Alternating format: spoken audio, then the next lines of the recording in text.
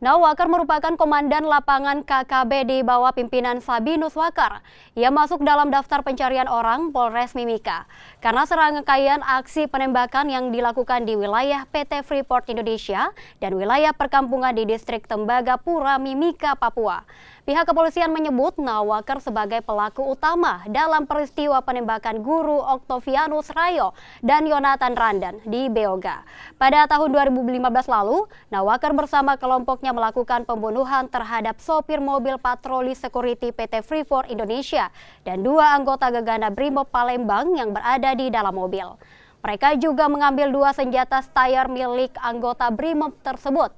Selain Nawakar, sosok Kelabuma dan Amir Wakar juga masuk daftar DPO Polres Mimika.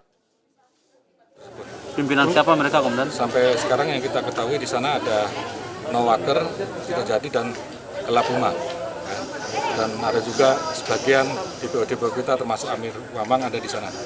Kalau Nawakar sama Sabinus Wakar itu beda ya? Kalau Sabinus adalah pimpinannya. Kalau sekarang yang komandan lapangan di sana kita deteksi ada Nawakar atau tidak jadi Wakar.